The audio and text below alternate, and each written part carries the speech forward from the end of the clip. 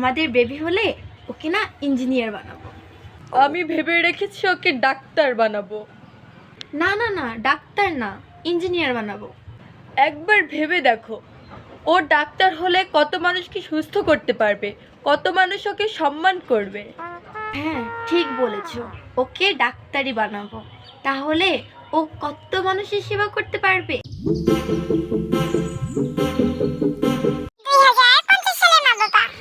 শোনো না জান, আমাদের বেবি হলে ওকে না কন্টেন্ট ক্রিয়েটর বানাবো। কন্টেন্ট ক্রিয়েটর না, ওকে ফুড ব্লগার বানাবো। না, কন্টেন্ট ক্রিয়েটরই বানাবো। আজকাল কন্টেন্ট ক্রিয়েটরের থেকে ফুড ব্লগারের ডিমান্ড অনেক বেশি। কিভাবে? একজন কন্টেন্ট ক্রিয়েটরের মাসিক ইনকাম 2 থেকে 3 লাখ টাকা, আর একজন ফুড ব্লগারের মাসিক ইনকাম 10 লাখ টাকার ওপরে। তা ঠিক, কিন্তু আমাদের বেবি এত খেলে তো মোটা হয়ে যাবে। আরে পাগল মেয়ে, ও কি সব খেতে যাচ্ছে? সামান্য একটু খেয়ে খারাপ আর ভালো একটা রিভিউ দিলেই লাখ লাখ ভিউ। আচ্ছা ঠিক আছে, আমাদের বেবি বড় হলে ওকে ফুড ব্লগারই বানাবো। ফাইনাল। ডান।